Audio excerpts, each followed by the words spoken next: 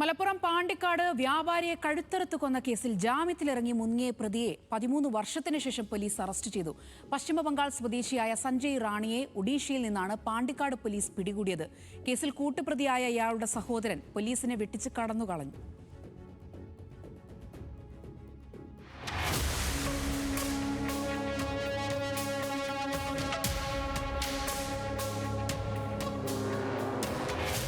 പശ്ചിമബംഗാൾ സ്വദേശി 33-കാരനായ സഞ്ജയ് റാണയെ പാണ്ടിക്കാട് SHOയും സംഘവും ഒഡീഷയിലെത്തിയാണ് വലയിലാക്കിയത്.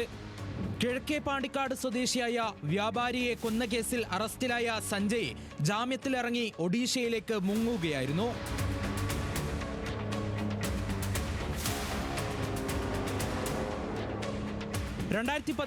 നവംബറിലാണ് കേസിനാസ്പദമായ സംഭവം നടന്നത്.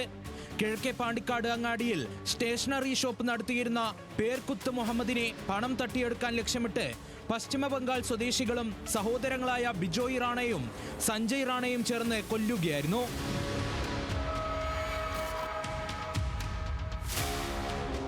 കടയടിച്ച് വീട്ടിലേക്ക് മടങ്ങുകയായിരുന്ന മുഹമ്മദിനെ തലക്കടിച്ച് വീഴ്ത്തിയ ശേഷം കഴുത്തറുത്താണ് കൊന്നത്. പദ്ധതി നടപ്പിലാക്കിയ 2-അംഗ സംഘം നേരെ പശ്ചിമ ബംഗാളിലേക്ക് പോയി. അന്ന് പാണ്ടിക്കാട് പോലീസ് ബംഗാളിലെത്തിയാണ് സഹോദരങ്ങളെ പിടികൂടിയത്. 2014-ൽ ജാമ്യത്തിലിറങ്ങിയ സഞ്ജയും സഹോദരനും കുടുംബത്തോടെ ഒഡീഷയിലേക്ക് മാറി. വ്യാജ ആധാർ കാർഡ് ഉണ്ടാക്കി മറ്റൊരു പേരിലാണ് ഇവർ ഒഡീഷയിൽ താമസിച്ചു വന്നിരുന്നത്. പാണ്ടിക്കാട് പോലീസിന്റെ അന്വേഷണം തുടരുന്നതിനിടെ ഈ വിവരങ്ങളെല്ലാം അന്വേഷണ സംഘത്തിന് ലഭിച്ചു. കള്ളപ്പേരിൽ താമസിച്ചിരുന്ന ഒഡീഷയിലെ വീട്ടിലെത്തിയാണ് സഞ്ജയ് റാണയെ പോലീസ് കസ്റ്റഡിയിലെടുത്തത്.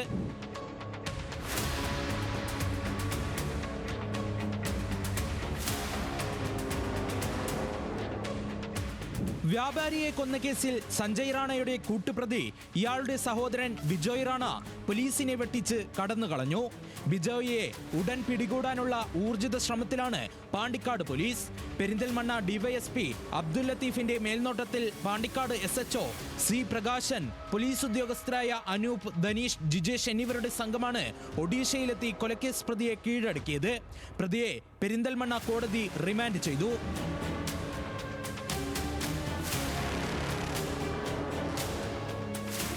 ന്യൂസ് മലയാളം, മലപ്പുറം.